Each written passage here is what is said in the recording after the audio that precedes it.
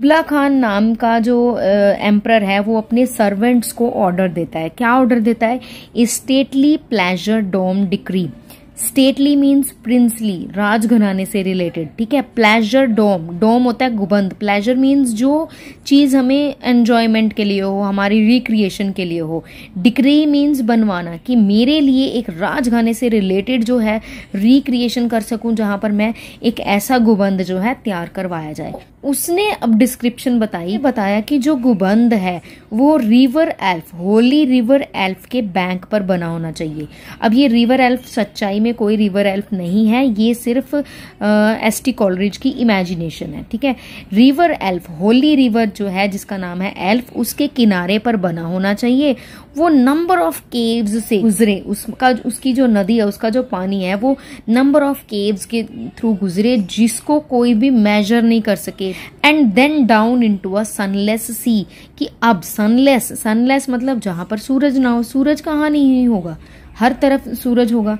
Sunless का मतलब है यहाँ पर अंडरग्राउंड के, कि जब अब वो केव्स से गुजरता हुआ जो पानी है वो अंडरग्राउंड सी में चला जाए। लाइन नंबर आती है 6 to 11। फ्रेंड्स थे, उन्होंने क्या किया, एक स्पेस क्रिएट की 10 माइल्स की। 6th लाइन है जी, so twice 5 miles of fertile ground. Twice मतलब दो बार 5 मतलब 10। तो 10 मील की जगह उन्होंने 10 मील की एक स्पेस क्रिएट की जो कि टॉवर्स और वॉल्स के द्वारा घिरी हुई थी। वो कहता है कि उसमें क्या होना चाहिए, सनी स्ट्रीम्स। स्ट्रीम होता है नैरो रिवर, छोटे छोटे से स्ट्रीम होने चाहिए जिनके ऊपर सूरज की रोशनी पड़नी चाहिए। अंडरग्राउंड सी, सनलेस सी वाली बात नहीं। अब सनी स्ट्रीम्स की जिनके ऊपर सूरज की रोशनी पड़नी चाहिए, छोटे छोटे से उसमें नैरो रिवर होने चाहिए, ठीक है। वो जो जगह है वो किससे, और उसमें क्या क्या होना चाहिए, गार्डन्स, उस जगह में गार्डन्स थे, सनी लिटिल स्ट्रीम्स थी, इंसेंस बियरिंग ट्रीज। इंसेंस का मतलब होता है अगरबत्ती। अगरबत्ती जो है वो खुशबू देती है ना, जब भी हम अगरबत्ती को चलाते हैं तो उससे खुशबू आती है। इंसेंस बियरिंग ट्रीज का मतलब हुआ कि ऐसे ट्रीज थे जिससे खुशबू आती थी, ठीक है। तो खुशबू वाले ट्रीज थे। And as well as very old forests, बहुत ही पुराने जो फॉरेस्ट्स थे, with sunny clearings in the middle. Sunny मतलब जिस जगह पर धूप पहुंच सके, क्लियरिंग मतलब साफ जगह, कि मिडल में कुछ भी नहीं होना चाहिए, मिडल में वो जगह जो है बिल्कुल साफ होनी चाहिए। अब वो क्या कह रहा है लाइन 12 to 24 में, कि हिल्स थे, बहुत सारे हिल्स, दोनों तरफ हिल्स, और उसके बीच में एक नैरो रिवर होता है ना, जो उसको बोलते हैं चैज़म, कि ब्यूटीफुल हिल्स, बड़े बड़े ऊंचाई में हिल्स होते हैं और नैरो रिवर होता है बीच में। वो जो चैज़म है, सेडार के ट्रीज है उसके आसपास, ठीक है, सेडार के ट्रीज है उसके आसपास, उसके बीच में से जो रिवर है वो जा रहा है। सैवेज प्लेस कहा है ना इसको, कि ये सैवेज प्लेस है, ब्रूटल प्लेस है, वाइल्ड प्लेस है, इतनी सैक्रेड, पवित्र लग रही है।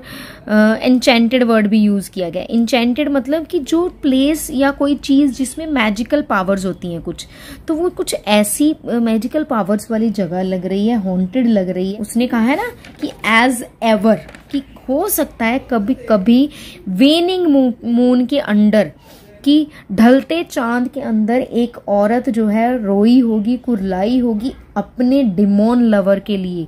डिमोन मीन्स शैतान, एक शैतान लवर के लिए रोई होगी। उसको शायद उसका जो लवर है उसको छोड़कर चला गया होगा, है ना। अब वो कह रहा है कि इस जो रिवर है इसके आसपास जो थोड़ा बहुत स्पेस है, यहाँ से क्या हो रहा है, ऐसे लग रहा है कि इस धरती के नीचे से कुछ पत्थरों के टुकड़े निकल रहे हैं। पत्थरों के टुकड़े ऐसे बिछड़ जा रहे हैं जैसे ग्रेन्स स्कैटर्ड है, और इट इज बीइंग हार्वेस्टेड, कि जो अर्थ है इट इज बीइंग हार्वेस्टेड।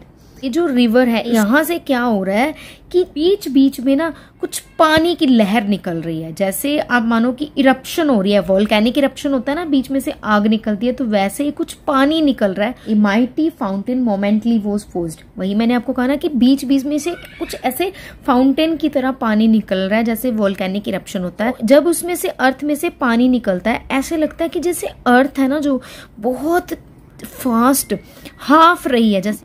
अब जो रिवर एल्फ है वो मियंडरिंग मीन्स होता है कि घुमावदार टाइप, मेजिंग मोशन में वो खलबलाहट में वो इधर उधर घूम के वुड्स से होता हुआ, खेतों से होता हुआ वो पहुंच रहा है केव्स के अंडर, वो एकदम से वो एक लाइफलेस ओशियन में जा रहा है। वो पानी की, अब रिवर की बात हो रही है, तो वहां पर कुबला खान को जब ये पानी की वाटर गशिंग की आवाज आ रही है, पानी जो है केव्स में जाता है और उसके बाद से वो लाइफलेस ओशियन में जाता है, तो उसकी जो आवाज है उस आवाज के साथ मिंगल होकर कुबला खान को अपने एंसेस्टर्स की वॉइस आ रही है।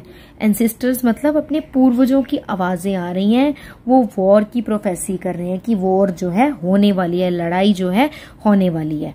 अब लाइन 31 to 36 की जो शेडो थी कुबला खान के प्लेजर पैलेस की, अब रिफ्लेक्ट हो रही थी वेव्स के ऊपर कि उस धरती में से ऐसे वॉल्केनिक इरप्शन की तरह पानी निकल रहा था। तो उन्होंने इसको गीजर इरप्शन से मिलाया कि जैसे गीजर इरप्ट हो गया, एकदम से पानी निकला। अब उसकी आवाज और वाटर जो केव्स में जाता हुआ, अब ये दोनों आवाजों की मिंगलिंग हो रही है।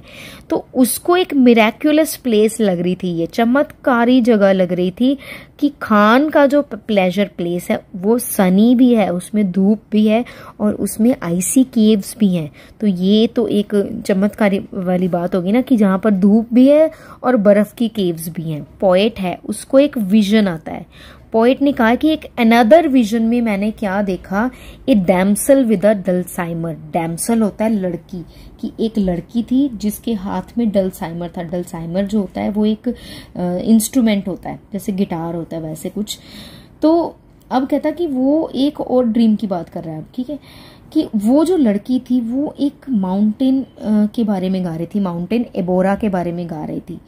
अब वो कहता है कि could I revive with in me her symphony and song. क्या मैं उस सॉन्ग को रिवाइव कर पा रहा हूं? नहीं, वो अब उसको रिवाइव नहीं कर पा रहा है क्योंकि वो इंटरप्ट हो गया था कि मैं उसके सॉन्ग को रिवाइव नहीं कर पा रहा हूँ कि वो लड़की जो है वो क्या गा रही थी।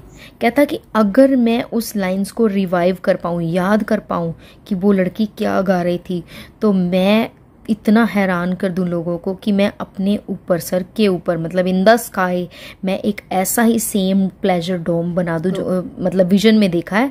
तो मैं ऐसा ही एक डोम बना दूं कि लोग उसको ऊपर देखेंगे और वो हैरान हो जाएंगे कि इसने क्या कर दिया, और वो चिल्लाएंगे beware beware his flashing eyes his floating hair, कि इस बंदे की आईज से बचो, इसकी बंदे की चमकदार आंखें देखो, इसके हेयर देखो कि इसने क्या चमत्कार कर दिया है, कि इसने अपने सर के ऊपर ये क्या डोम सा क्रिएट कर दिया है, कि इसने हनी ड्यू को खा लिया है और मिल्क ऑफ पैराडाइज इसने पी लिया है।